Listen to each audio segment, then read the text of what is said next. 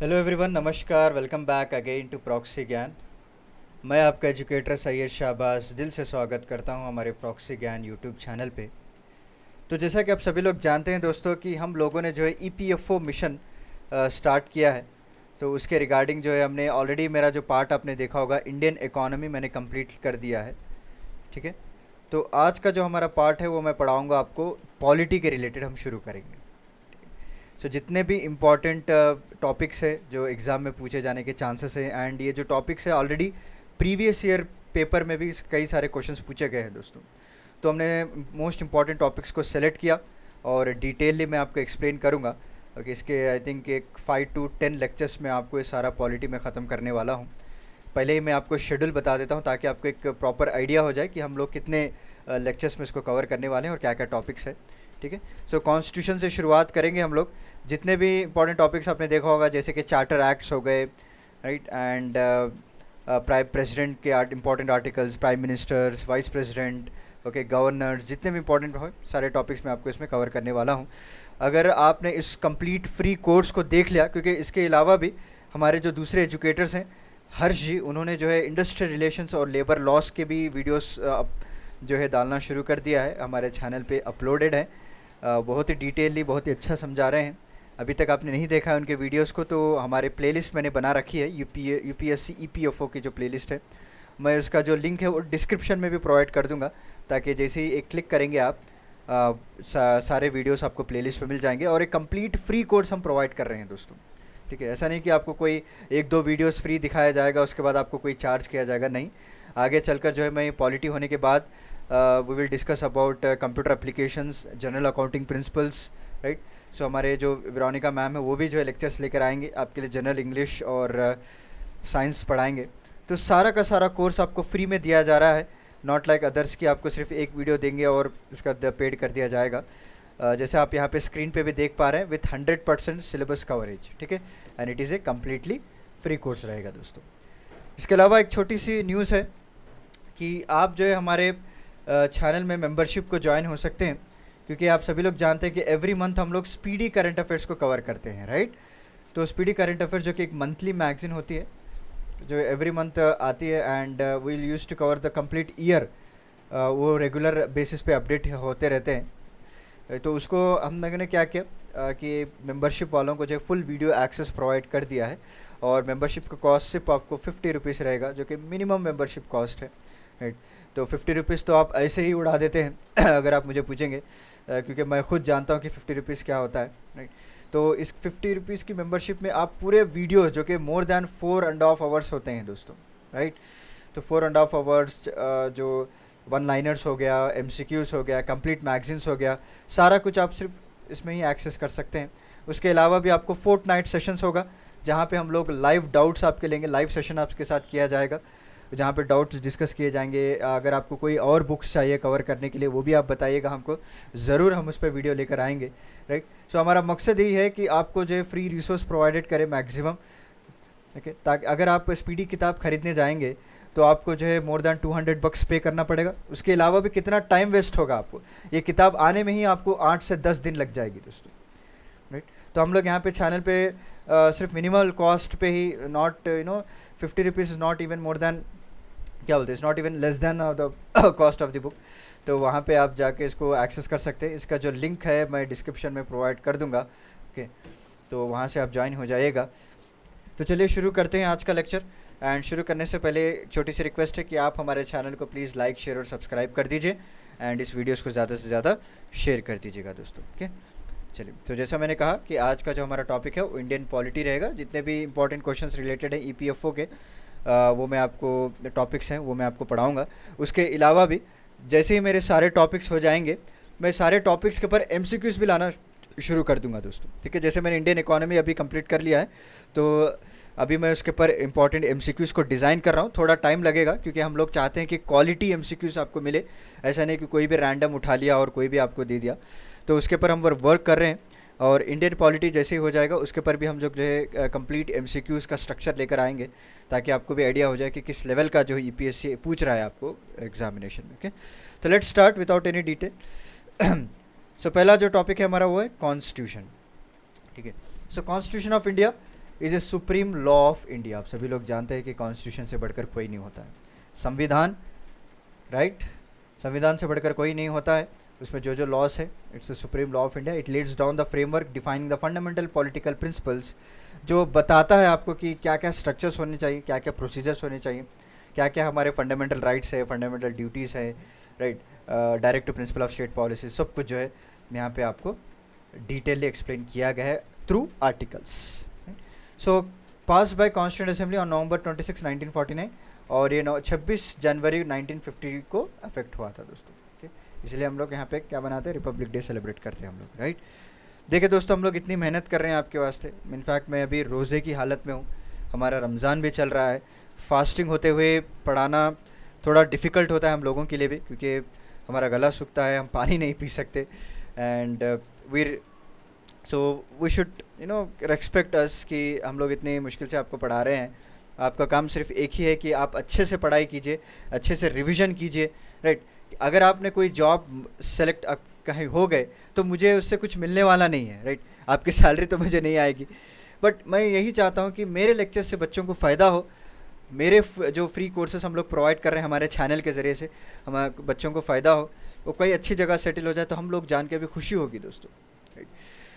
तो चलिए, सो constitutional development की बात करें तो रेगुलेटिंग एक्ट 1773 से जो इसकी नींव डाली गई थी, but any how it's not the basis for the constitution. But मैं आपको बता रहा हूँ कि किस तरह से इसकी हिस्ट्री है, इसका बैक डेटेड हिस्ट्री अगर आप देखेंगे तो पहली बार जब रेगुलेशन एक्ट 1773 लाया गया था तो इन्होंने क्या किया, डुअल गवर्नमेंट को एंड कर दिया गया था दोस्तों। ठीक है, और जो गवर्नर ऑफ बंगाल थे उनको governor general of British territories को डिजिग्नेट कर दिया गया था।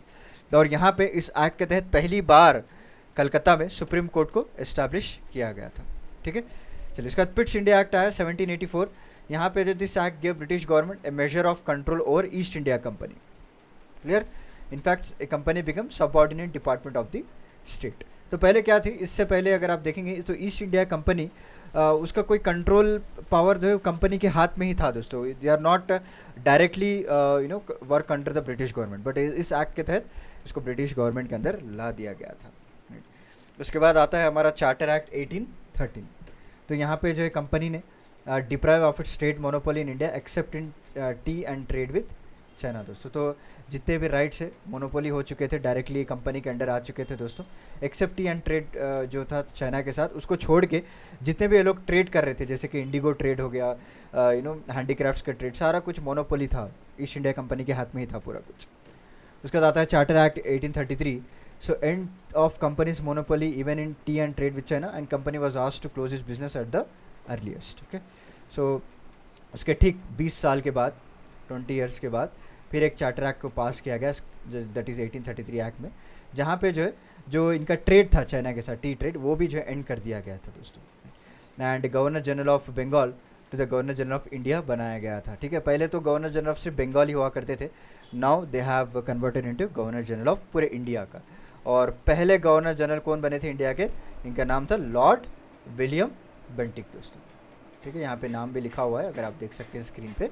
सो Lord William Bentinck first governor general of क्या बने थे, इंडिया बने थे। ठीक है, चलिए next, constitutional development charter act 1853। तो यहाँ पे ended the life of the company has a commercial agency. ठीक है, तो कम्प्लीटली जो है ये पॉलिटिकल एजेंसी में कन्वर्ट हो चुका था दोस्तों, right.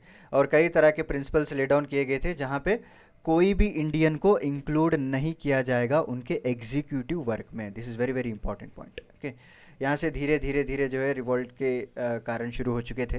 And law commission introduce a common public law for civil and criminal matters के लिए भी कई तरह के रूल्स एंड रेगुलेशंस लाए गए थे दोस्तों। उसके बाद आता है गवर्नमेंट ऑफ इंडिया एक्ट 1858। ठीक है, तो यहाँ पे इससे पहले जो है आपने देखा होगा सिपाही रिवॉल्ट हुआ था 1857 में, राइट, जहाँ पे लगभग ब्रिटिश गवर्नमेंट की हार हो चुकी होती है अगर हम लोगों के पास यूनिटी होती दोस्तों। ओके, जिसे हम कहते हैं first war of independence, right. तो अगर हमारे लोग जो है यूनिटी होती तो हम लोग उस वक्त ही ब्रिटिश को हरा दिए होते, क्योंकि हमारे कई सारे लोग इनका साथ देने की वजह से जो रिवोल्ट्स हुए थे जगह जगह पे, जैसे कि कानपुर में हुआ था, लखनऊ में हुआ था, बहुत सारे वेरियस जो थे, रानी लक्ष्मीबाई, कई सारे को शहीद कर दिया गया था बिकॉज ऑफ आवर फॉल्ट। क्योंकि कई सारे लोग जो है ज़मींदार लोग हो गए या दूसरे राज्यों के जो किंग्स हो गए, वो इनडायरेक्टली जो ब्रिटिशर्स को सपोर्ट करते रहे, उसकी वजह से हमको हार मिली। बट एनी हाउ, उसके बाद ब्रिटिशर्स को एक झटका तो ज़रूर लगा कि हाँ भाई, इनके पास कोई दम तो ज़रूर है, राइट। अगर हम इसको प्रॉपरली इनके पर ध्यान नहीं देंगे तो ये रिवॉल्ट दोबारा हो सकता है, राइट।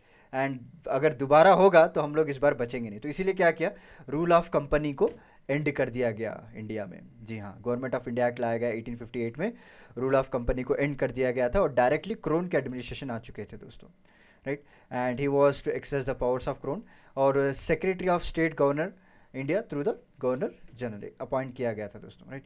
एंड गवर्नर जनरल का टाइटल बदला के क्या कर दिया है, वाइसरॉय टाइटल कर दिया गया था दोस्तों, okay. And he represent secretary of state was assigned by executive council which consist of highest official of the government, right. तो यहाँ पे वाइसरॉय के अलावा भी सेक्रेटरी ऑफ स्टेट होते हैं, उनके नीचे जो है कई तरह के हायर ऑफिशियल्स को अपॉइंट किया जाता है गवर्नमेंट के द्वारा। कौन सी गवर्नमेंट, इंडिया की गवर्नमेंट नहीं, ब्रिटिश की गवर्नमेंट के द्वारा, ठीक है। चलिए, तो उसके बाद एक मिनट, तो उसके बाद कई सारे थोड़े और एक्ट्स लाए गए हैं। जैसे कि बात करें, इंडियन काउंसिल एक्ट को लाया गया था दोस्तों, that is on 1861, Indian council act 1861, जहाँ पे executive council was now called to be central legislative council. जो भी इससे पहले आपने देखा होगा कि 1858 में एग्जीक्यूटिव काउंसिल को अपॉइंट किया गया था, ठीक है। इस एक्ट के तहत एग्जीक्यूटिव काउंसिल को सिर्फ रीनेम किया गया, इसका नाम रखा गया है सेंट्रल लेजिस्लेटिव काउंसिल दोस्तों। क्या रखा गया, central legislative council. Clear. Sorry अगर मेरी हैंड राइटिंग आपको पसंद ना आए, बट मैं कोशिश कर रहा हूँ इम्प्रूव करने के लिए। एंड नेक्स्ट उसके बाद लाया गया था 1892 इंडियन काउंसिल एक्ट, और यहाँ पे जो है आपको प्रोविंशियल लेजिस्लेटिव काउंसिल को इंट्रोड्यूस किया गया था। किस चीज़ को, प्रोविंशियल लेजिस्लेटिव काउंसिल्स को इंट्रोड्यूस किया गया था दोस्तों, राइट।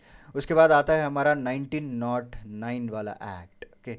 ये बहुत ही खतरनाक एक्ट है, क्योंकि यहाँ पे जो है सेपरेट इलेक्टोरेट दिए गए थे मुस्लिम्स को, राइट। यहाँ से कई तरह के विवाद होना शुरू हो चुके थे, राइट।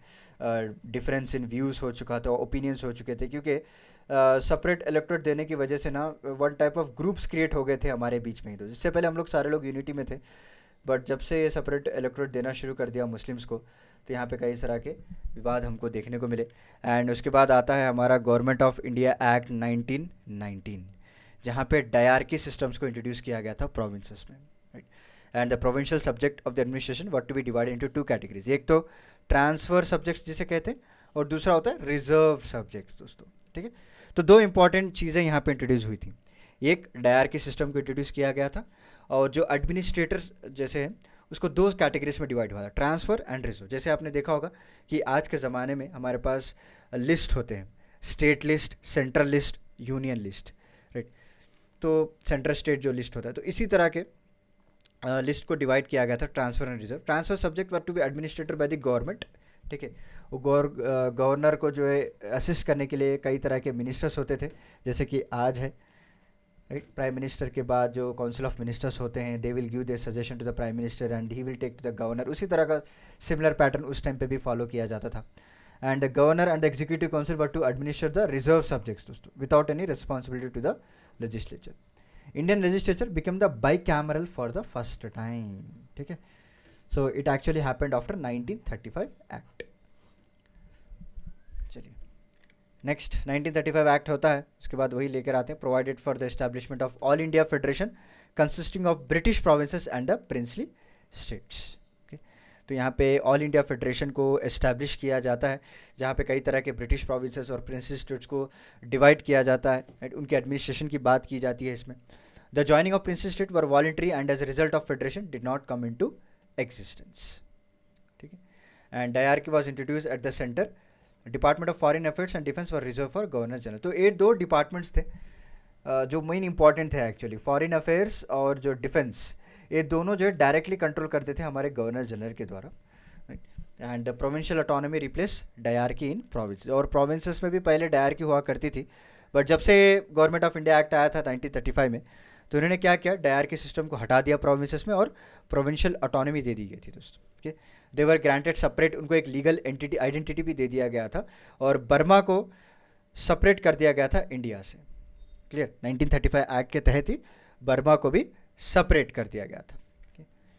चलिए, तो अभी जान लेते हैं सोर्सेस ऑफ इंडियन कॉन्स्टिट्यूशन। तो ये एक्चुअली बेसिक हिस्ट्री है जो कि इंपॉर्टेंट है दोस्तों आपको जानना। मोस्ट इंपॉर्टेंट एक्ट्स अगर आप मुझे पूछेंगे जो एग्जाम में पूछे गए थे, वो है गवर्नमेंट ऑफ इंडिया एक्ट 1919 और government of India act 1935।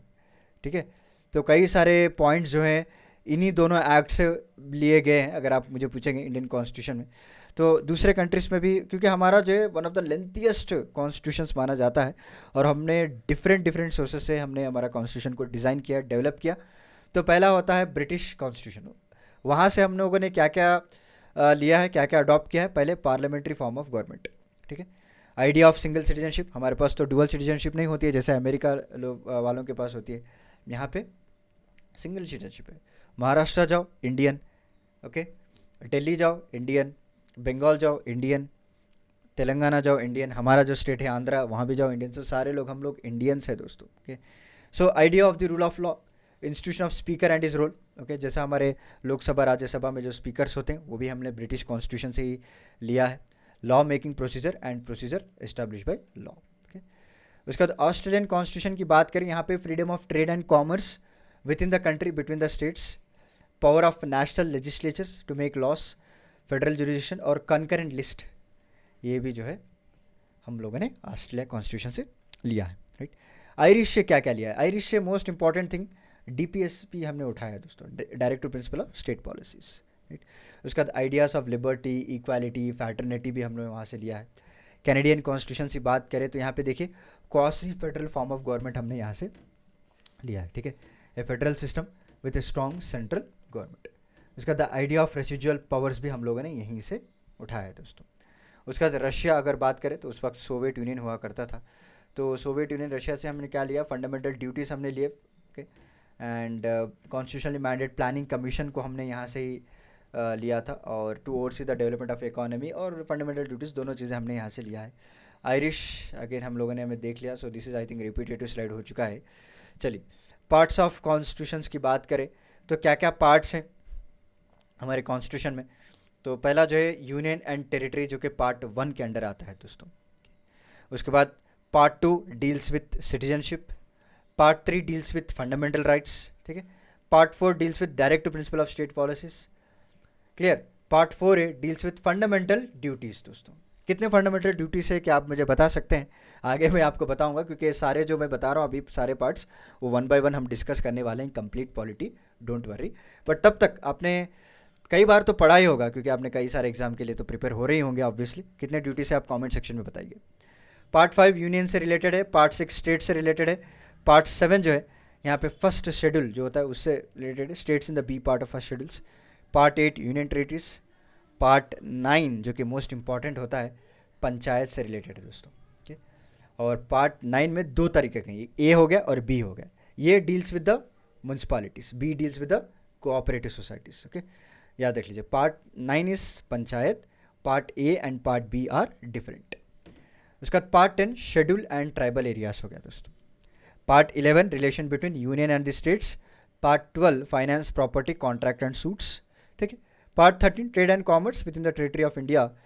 Part 14 is a service under United States and part 14 is tribunals finally. Okay, so this will discuss in going forward, don't worry. तो यहाँ पे देखिए पार्ट 15 की बात करें तो election. Part 16 is nothing but special provision related to certain classes. Okay, so part 17 is official language. Part 18 is emergency provision. This is also very important दोस्तों। Okay, emergency provisions जो articles होते हैं ना emergency provisions के लिए। And part 19 with the miscellaneous. Part 20 amendment of the constitution. Part 21 is a temporary translation special provisions. Part 22 short title, date of commencement, authority to text in Hindi and repeals. Okay, so 22 parts है total, right? और 448 articles इसमें होते हैं। कितने? 448 articles, जो latest मैं आपको बता रहा हूँ। लिखिए, यहाँ पे लिख के बता देता हूँ। It is 448 articles. Okay, and कितने? 22 पार्ट्स होते हैं। क्लियर हो गया आपको? ये सारे पार्ट्स हम 1 बाय 1 डिस्कस करेंगे, नॉट टू वरी। जो भी इंपॉर्टेंट टॉपिक्स होते हैं इसमें, जो एग्जामिनेशन में पूछे जाते हैं, सारा कुछ मैं आपको पढ़ाऊंगा। तो चलिए अभी शेड्यूल्स की बात करते हैं, क्योंकि शेड्यूल्स भी जो है एक इंपॉर्टेंट हिस्सा है, वो भी जान लेना आपको ज़रूरी है। कितने शेड्यूल्स होते हैं, क्या आप मुझे बता सकते हैं? सो टोटल आपको 12 शेड्यूल्स होते हैं दोस्तों। कितने शेड्यूल्स होते हैं? टोटल 12 शेड्यूल्स होते हैं, ठीक है। तो एक वन बाय वन हम डिस्कस करेंगे। तो फर्स्ट शेड्यूल की बात की जाए, फर्स्ट शेड्यूल, तो it will deals with the states and union territories. किससे डील करता है? State and union territories of India. वही अगर आप सेकंड शेड्यूल की बात करें तो it will deals with the provisions made to president. किसे डील करता है? The provisions made to president, ठीक है, मैं शॉर्टकट में लिख देता हूँ। एंड जो भी गवर्नर्स ऑफ स्टेट्स हो गया, ठीक है, स्पीकर्स हो गए, डिप्यूटी स्पीकर्स हो गए, तो सारे जितने भी प्रोविजंस हैं उनके रिलेटेड ये डील करता है दोस्तों। वेदर काउंसिल ऑफ स्टेट्स या फिर राज्यसभा लोकसभा हो गया, या डिप्यूटी स्पीकर्स हो गए, लेजिस्लेटिव असेंबली के स्पीकर्स हो गए, right. And they will also deal with the जजेस of the supreme court, high court, and finally computer auditor general, जो CAG आपने नाम सुना होगा, तो उनसे जितने भी प्रोविजंस रिलेटेड है वो यहाँ पे डील करता है सेकेंड शेड्यूल, ठीक है। थर्ड शेड्यूल की बात करते हैं। थर्ड शेड्यूल, तो third schedule deals with the क्या? ओथ, ओथ एंड अफर्मेशन, जिसे हम कहते हैं ओथ एंड अफर्मेशन ऑफ जो भी प्रेसिडेंट हो गए, सुप्रीम कोर्ट के जजेस हो गए, सारा कुछ ओथ से डील करता है दोस्तों, क्लियर। नेक्स्ट अगर बात करें हम फोर्थ शेड्यूल की, तो it will deal with the seat allocations. किसमें seat allocations? In the council of states, ठीक है। तो it will deals with the allocation of seats in council of states, हो गया, क्लियर। चलिए नेक्स्ट अब हम चलते हैं फिफ्थ शेड्यूल में। तो फिफ्थ शेड्यूल किससे डील करता है? तो fifth schedule it will deals with the administration and control of schedule areas and schedule tribes, okay. So administration हो गया and control of schedule areas, SC ST area, जो schedule tribes होते हैं उनके लिए वो डील करता है दोस्तों। एंड सिक्स्थ शेड्यूल जो है इट विल, अभी तक आपको पता चल चुका होगा, it will also deals with the administration and control of schedule areas and schedule tribes, but of कौन से स्टेट्स में? असम हो गया, ठीक है, मेघालय हो गया दोस्तों, क्लियर, त्रिपुरा हो गया एंड मिज़ोरम हो गया। तो इन स्टेटों में जितने भी ट्राइब्स हैं उनके एडमिनिस्ट्रेशन को ये डील करता है, राइट। उसके बाद सेवेंथ शेड्यूल की बात करें तो seventh schedule deals with the list, जो मैंने स्टार्टिंग में आपको बताया था, स्टेट लिस्ट हो गया, ओके, यूनियन लिस्ट हो गया, क्लियर, एंड जो कंकरेंट लिस्ट होता है उससे ये डील करता है, okay? और एट्थ शेड्यूल की बात करें तो it will deals with the 22 languages, okay. I mean यहाँ पे स्पेस नहीं है, मैं थोड़ा इसको इरेज कर लेता हूँ।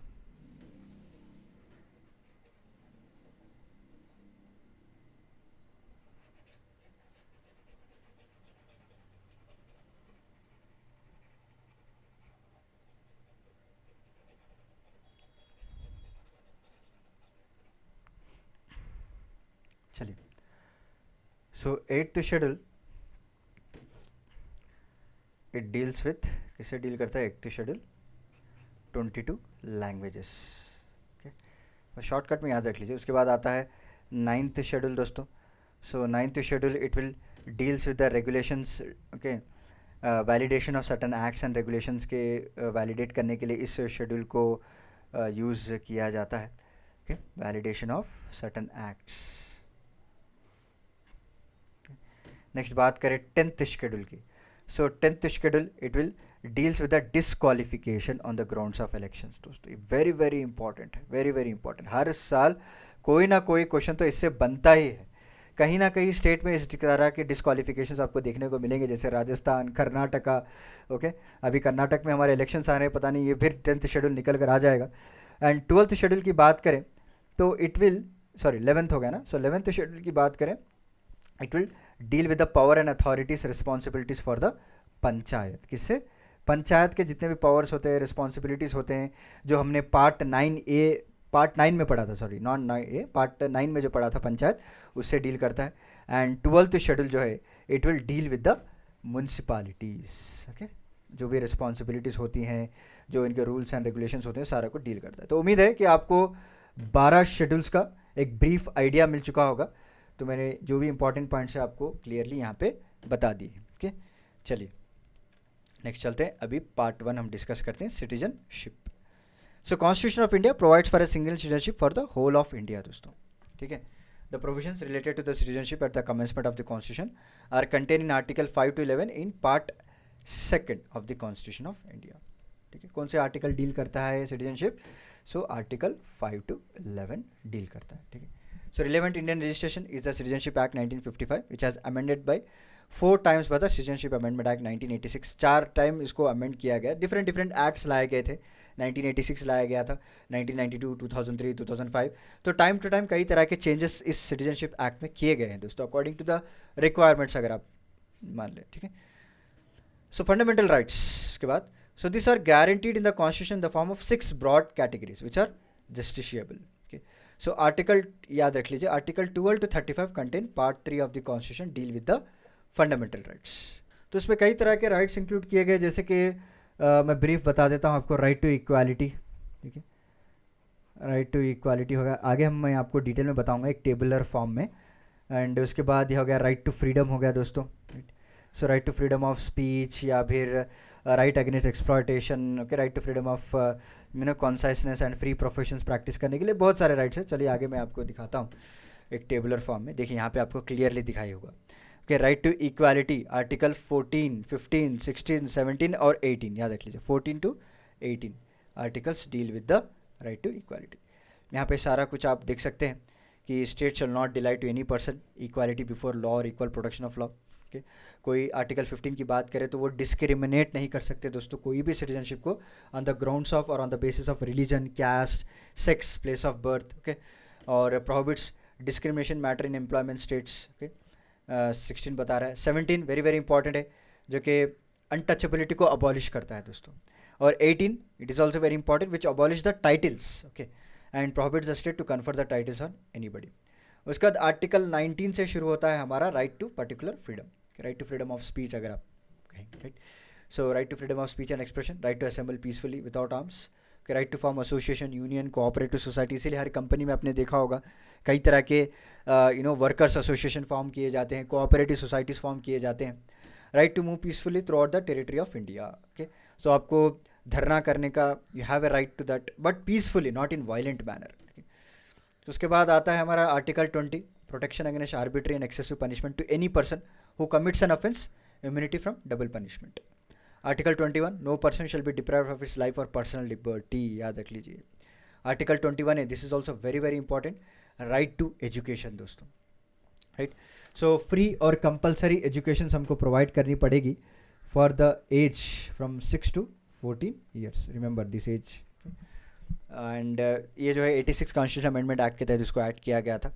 उसके बाद आता है आर्टिकल 22, यहाँ पे जो है हर एक आदमी को राइट्स दिए गए who is arrested to be informed the cause of arrest दोस्तों। ठीक है, और उसको पूरा हक है कि वो अपने लॉयर से कंसल्ट कर सकता है। And every person is arrested या फिर डिटेन कर दिया जाता है shall be produce to the nearest magistrate within 24 hours produce करना पड़ेगा। ओके, 22। उसके बाद right to freedom of religion आता है, this is very very important part है हमारे इंडिया में इसको अगर कंसिडर किया जाए। Okay, because India is a land of unity in diversity. यहाँ पे आपको कई तरह के रिलीजन्स देखने को मिलेंगे। जिस तरह से आजकल जो आप देख रहे हैं वीडियोस, ओके, मैं इसमें डिटेल में नहीं जाना चाहता because we don't want to create any communalism rights और anything here. Okay, this articles place a very important role दोस्तों आज के ज़माने में, बिकॉज राइट जो आर्टिकल 25 हमको बोलता है कि subject to public order, morality, health and other provisions of part, all persons are equally entitled to freedom of consents and freely to profess, practice and propagate the religion दोस्तों। ये point, ये line जो है आप यहाँ पे ध्यान दीजिएगा, all persons are equally entitled. ठीक है, इक्वली एंटाइटल्ड किसके लिए? अपना पसंदीदा रिलीजन वो फॉलो कर सकते हैं, उसके पॉलिसी जो भी है उसको प्रैक्टिस कर सकते हैं दोस्तों। Right, so the right to establish and maintain its own institution of for religious and charitable or charitable purpose, provide protection to the religious activities by exempting funds appropriate towards the promotion and maintenance of any particular religion, prohibits religion instruction in any educational institution wholly maintained out of state funds। उसके बाद आता है हमारा cultural and educational rights, which will guarantee the rights of citizen having distinct language, script and culture, prohibits description based on religion, caste, ये सब कुछ. Minorities की बात करें तो वो आर्टिकल 30 डील करता है दोस्तों, right. So based on religion or language to have right to establish administer educational institution, and state shall not in granting aid to the education institution discriminating against any educational institution. Okay, किसी educational institution को discriminate नहीं कर सकता on the grounds it is under management of minority दोस्तों, कि ये minority के management के अंदर है तो हम लोग इसको funds provide नहीं करेंगे, तो उसके basis पे वो deny नहीं कर सकता. ठीक है, क्लियर. तो चलिए यहाँ तक मैं मेरे लेक्चर को स्टॉप करता हूँ, क्योंकि 30 मिनट्स हो चुका है. मैं नहीं चाहता कि लेंथी लेक्चर्स बनाऊँ और आपको बोर करूँ, क्योंकि यहाँ पे जो हम विद डिटेल एक्सप्लेनेशन के साथ मैं आपको पढ़ा रहा हूँ तो ऑब्वियसली स्लो एंड स्टडी जाएंगे. बट डोंट वरी, आपके एग्ज़ाम से पहले, इनफैक्ट 1 मंथ पहले ही मैं सारे इसको कंप्लीट कर दूंगा. जो भी मेरे अंडर जो सिलेबस अलॉट किया गया है सारा कुछ मैं कंप्लीट कर दूंगा. उसके अलावा पैरेलली आप जो है हमारे इंडस्ट्रियल लॉस एंड रिलेशंस के वीडियोस भी देख सकते हैं दोस्तों, जो हमारे दूसरे एजुकेटर हैं हर्ष जी, उनके द्वारा अपलोड किए जा रहे हैं हमारे चैनल पे. बहुत ही बढ़िया पढ़ा रहे हैं. अभी तक आपने उनके वीडियोस नहीं देखे तो हमारे प्लेलिस्ट में आपको मिल जाएंगे. तो पैरेलली आप वो सिलेबस भी कवर कर सकते हैं, और मेरा जो इंडियन इकोनॉमी ऑलरेडी कवर हो चुका है वो भी देखिएगा. एंड ये पॉलिटी का फर्स्ट वीडियो है, ये भी आप इसको कवर कर सकते हैं दोस्तों. डोंट वरी, सारा मैं सिलेबस हम लोग कवर करवाएंगे. एंड इस बार अधूरा कुछ नहीं छोड़ा जाएगा. कई सारे कमेंट्स आते हैं कि बीच में थोड़ा लेफ्ट कर देते हैं पोर्शंस को, बट डोंट वरी, इस बार सारा कुछ हम लोग कवर करेंगे. ओके, तो चलिए मिलता हूँ मैं आपको अगले लेक्चर में कुछ इंटरेस्टिंग टॉपिक के साथ. तब तक के लिए धन्यवाद दोस्तों. Take care, stay safe, stay healthy. And one more important update कि अगर आप मेंबरशिप को ज्वाइन होना चाहते हैं तो लिंक जो है डिस्क्रिप्शन में प्रोवाइड कर दी गई है. तो देर किस बात की, जल्द से जल्द ज्वाइन हो जाइए और उसका फुल बेनिफिट उठाइए दोस्तों. Thank you so much.